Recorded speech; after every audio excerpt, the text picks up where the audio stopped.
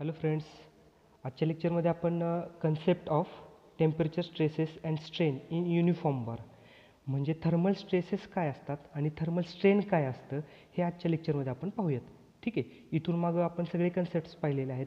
Stress म्हणजे काय असतं, स्ट्रेन म्हणजे काय असतं, मॉड्युलस ऑफ इलॅस्टिसिटी काय असतं, मॉड्युलस ऑफ रिजिडिटी काय असतं, त्या व्हिडिओमध्ये तुम्ही ते पाहू शकता. ठीक आहे. तर आपण पाहूयात थर्मल स्ट्रेसेस आणि स्ट्रेन काय असतं ते. ठीक आहे. आता मी एक इथं एक्झाम्पल घेतो आहे. काय करतो आपण इथं एक मी बार कन्सिडर करतो. ठीक आहे. हा एक मी बार कन्सिडर केला आहे. समजा मी काय केलं, या बारचं टेम्परेचर जर मी वाढवलं, हीट दिली आणि या बारचं जर मी टेम्परेचर वाढवलं, तर काय होईल रे, हा बार काय होईल, एक्सपांड होईल. त्याचे डायमेन्शन्स चेंज होतील. एक्सपांड होईल किंवा डायमेन्शन्स चेंज होतील म्हणजे काय, तर हा बारची जी काय ओरिजिनल लेंथ जी होती ना, ती ओरिजिनल लेंथ चेंज होईल. म्हणजे ओरिजिनल लेंथ जर त्याची एल असेल तर त्याची लेंथ काहीतरी डेल्टा एलने वाढेल. चेंज इन लेंथ म्हणजे डेल्टा एल होईल. त्याची लेंथ वाढेल किंवा त्याच्या डायमेन्शन्समध्ये फरक होईल. म्हणजे काय, एकतर त्याचा डायमीटरमध्ये चेंज होईल किंवा त्याची विड्थ वाढेल. ठीक आहे. हे त्याचे डायमेन्शन्समध्ये चेंज होईल. म्हणजे कधी होणार आहे, ज्यावेळेला आपण त्या बॉडीचं टेम्परेचर वाढवलं तर. किंवा याच्या अपोजिट पण होऊ शकतं. अपोजिट काय होऊ शकतं की आपण त्या बॉडीचं टेम्परेचर जर कमी केलं, टेम्परेचर कमी केलं तर काय होईल, त्याच्या डायमेन्शन्समध्ये काय होतील, ती जी बॉडी आहे ती कॉन्ट्रॅक्ट होईल. टेम्परेचर कमी केलं तर ती बॉडी कॉन्ट्रॅक्ट होईल. म्हणजे काय, तर त्या बॉडीचं डायमेन्शन्स कमी होतील. म्हणजेच लेंथ असेल, डायमीटर असेल किंवा विड्थ असेल, ह्याला आपण डायमेन्शन म्हणतो त्या बॉडीचे, पर्टिक्युलर त्या बारचं. तर ते काय होईल, कमी होतील जर आपण त्याचं टेम्परेचर कमी केलं तर. आणि याच्या उलट काय, आपण जर त्याचं टेम्परेचर वाढवलं तर त्याच्या डायमेन्शन्समध्ये काय होईल, ते डायमेन्शन जे आहेत ते वाढतील. म्हणजे लेंथ असेल, डायमीटर असेल किंवा विड्थ असेल, ती वाढणार आहे. ठीक आहे. हा एक साधा आणि सरळ कन्सेप्ट आहे टेम्परेचरच्या रिलेटेड. ठीक आहे. आता आपण थर्मल स्ट्रेसेस आणि स्ट्रेन काय आहेत ते पाहूयात. समजा हेच आपण एक्झाम्पल घेतलं बारचंच. ठीक आहे. आता बारचं काय केलं आपण, हा बार फ्री आहे असं अजूम करूयात. फ्री आहे असं म्हणजे काय, तर या बारावरती कुठलाही फोर्स अप्लाय नाही आहे किंवा हा बार कुठेही फिक्स्ड केलेला नाही आहे. आणि आपण हा बार जर कुठेही फिक्स केलेला नाही आहे, या बारवरती कुठे पण फोर्सेस अप्लाय केलेले नाही आहेत, आणि या बारला जर आपण काय केलं, हीट दिली, म्हणजे या बारचं आपण काय केलं, टेम्परेचर वाढवलं, हीट दिली त्या बारला. ठीक आहे. त्या बारला हीट दिली, त्याचं टेम्परेचर वाढवलं, तर काय होईल रे, हा बार फ्री टू एक्सपांड होईल. बघा, म्हणजे हा बार इकडं पण जाऊ शकतो, इकडं पण जाऊ शकतो, वरती पण तो बार एक्सपांड होऊ शकतो. एक्सपांड होऊ शकतो म्हणजे काय, त्या बारचे डायमेन्शन्स जे काय आहे ते वाढतील. म्हणजे लेंथ असेल, डायमीटर असेल किंवा विड्थ असेल, थिकनेस असेल, त्या बारची फ्री टू एक्सपांड होणार आहे. ठीक आहे. आता हा जर बार टेम्परेचर मी वाढवलं, हीट दिली, तर तो फ्री टू एक्सपांड होत असेल, म्हणजे त्याच्या डायमेन्शन्समध्ये वाढ होत असेल, तर याच्यामध्ये स्ट्रेसेस जे आहेत, स्ट्रेस आपण जनरली सिग्माने डिनोट करतो, तर ते स्ट्रेसेस जे आहेत ते जनरेट होणार नाही आहेत. बघा, जर त्या बॉडीला फ्री टू एक्सपांड केलं म्हणजे काय, त्याच्यावरती जर आपण फोर्सेस अप्लाय केले नाहीत किंवा ती बॉडी आपण काय केली, अशी फिक्स केली नाही, फ्रीली त्याचं टेम्परेचर जर वाढवलं त्या बॉडीचं, तर त्याच्यामध्ये स्ट्रेसेस जनरेट होणार नाहीत. याच्या उलट बघूयात आपण आता. याच्या उलट म्हणजे काय, आपण तोच बार घेतला, आता त्या बारला काय केलं रे, इकडून एक कॉम्प्रेसिव्ह फोर्स लावला आणि इकडून एक कॉम्प्रेसिव्ह फोर्स लावला. कॉम्प्रेसिव्ह म्हणजे काय, ते दोन्ही ही फोर्सेसची डायरेक्शन आतमध्ये आहे. ठीक आहे. ते दोन्ही पण फोर्सेस काय करतात, त्या बॉडीला, त्या बारला आतमधल्या डायरेक्शनने प्रेस करतायत, म्हणजे कॉम्प्रेसिव्ह फोर्स अप्लाय करतायत. आता काय केलं आपण काय केलं, त्या बॉडीला, त्या बारला, हा जो काय बार आहे त्या बारला काय केलं, आता टेम्परेचर त्या बारचं वाढवलं. आता काय होईल, त्या बारचं जर टेम्परेचर आपण वाढवलं तर काय होईल, हे जे फोर्सेस आहेत ना, पी, इकडचा हा पी, तर त्या बारला फ्री टू एक्सपांड होऊन देणार नाही आहेत. म्हणजे त्या बारचे डायमेन्शन्स जे आहेत, डायमीटर असेल किंवा लेंथ असेल, ते वाढवून देणार नाही आहेत. का, कारण की ज्या वेळेला तुम्ही तो बार हिट करता, त्यावेळेला तो बार काय करायला लागतो, ते एक्सपांड व्हायला लागतो, प्रसरण व्हायला लागतो. परंतु काय होतं, हे जे काय फोर्सेस अप्लाय केलेत ना आपण, मागाशी ते केलेले नव्हते, त्यामुळे तो फ्री टू एक्सपांड होत होता. पण आता ते फोर्सेस अप्लाय केल्यामुळं तो जो बार आहे, तर तो बार काय होतोय, एक्सपांड होत नाही आहे. याचाच अर्थ त्याच्यामध्ये स्ट्रेसेस जनरेट होतात. का होतात, तो फोर्स अप्लाय केल्यामुळे. ठीक आहे. त्याच्यामध्ये स्ट्रेसेस जनरेट होतात. या स्ट्रेसेसला आपण काय म्हणतो, थर्मल स्ट्रेसेस. बघा, लक्षात घ्या, थर्मल स्ट्रेसेस. आणि तो आपण सिग्माने डिनोट करतो, तो देखील आपण सिग्माने डिनोट करतो. येते का लक्षात? बघा, जर बार फ्री टू एक्सपांड होत असेल, फ्री टू एक्सपांड, जर बार फ्री टू एक्सपांड होत असेल तर त्याच्यामध्ये स्ट्रेसेस जनरेट होणार नाही आहेत. पण इथं काय केलं आपण, त्याचं जे काय एक्सपान्शन होत होतं टेम्परेचर दिल्यामुळं, तर ते रिस्ट्रिक्ट केलं, अडवलं. कशामुळं? पीने अडवलं.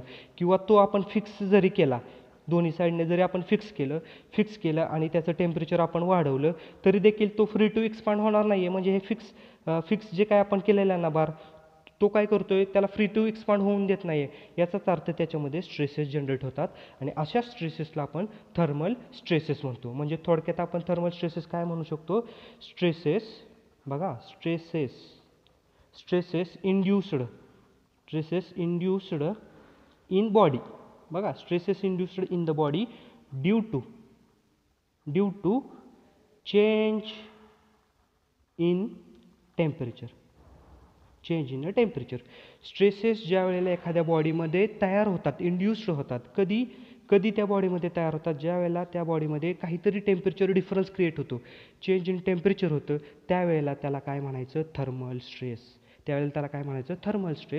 आणि ह्या थर्मल स्ट्रेसेसमुळंच, बघा, या थर्मल स्ट्रेसेसमुळं म्हणजेच ह्या स्ट्रेसेसमुळंच जे काय करस्पॉन्डिंग स्ट्रेन जनरेट होणार आहे. बघा, ह्या थर्मल स्ट्रेसेसमुळंच जे काय करस्पॉन्डिंग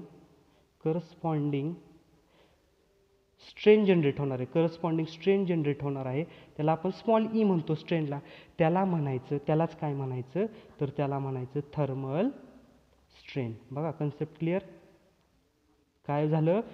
टेम्परेचर डिफरन्समुळं जो काय स्ट्रेस जनरेट होतो बॉडीमध्ये, त्याला म्हणायचं थर्मल स्ट्रेसेस. आणि ह्या थर्मल स्ट्रेसेसलाच करस्पॉन्डिंग जो असतो स्ट्रेन, तो जो काय त्या बॉडीमध्ये जनरेट होतो, त्या बारमध्ये जनरेट होतो, त्याला म्हणायचं thermal strain, that is small E. ठीक आहे. तर हे असतात थर्मल स्ट्रेसेस आणि स्ट्रेन. अजून तुमचा कन्सेप्ट क्लिअर करतो मी. समजा आपण एक भांडं घेतलेलं आहे, त्या भांड्यामध्ये दूध आहे बघा, आणि ते दूध काय करतोय आपण? हीट करतोय, तापवतोय. ठीक आहे. आता हे जे काय भांडं आहे त्याच्यावरती झाकण नाही ठेवलेलं. आता हे जर आपण टेम्परेचर वाढवत गेलो तर दूध काय होणार आहे रे? टेम्परेचर त्या दुधाचं वाढत जाणार आहे. म्हणजे दूध काय होतं बघा, दुधाचं टेम्परेचर वाढत जातं आणि ते दूध उतू जातं. आपण म्हणतो एक्सपांड होतं ना, ते दूध उतू जातं, फ्रीली एक्सपांड होतं, उतू जातं. पण याच्या उलट काय केलं? आता आपण त्या भांड्यात दूध घेतलं आणि त्याला परत हीट दिली, पण ह्याच्यावरती टाईट एक झाकण लावलं आणि झाकण लावल्यामुळं काय झालं? आता जरी त्याचं टेम्परेचर त्या दुधाचं वाढायला लागलं तरी काय होतं? ते दूध उतू जाणार नाही आहे. का उतू जाणार नाही आहे? की मी एकदम टाईट त्याच्यावरती झाकण लावलेले. मग ह्याच्यामध्ये काय होतं? स्टीम तयार होणार, बरोबर आहे, त्या दुधाची. मग ती स्टीम काय करते? फोर्स अप्लाय करते. बघा, ह्या वरच्या डायरेक्शनने पी या नावाचा फोर्स अप्लाय करते. कोणावरती? त्या भांड्यावरती, त्या झाकणावरती अप्लाय करते.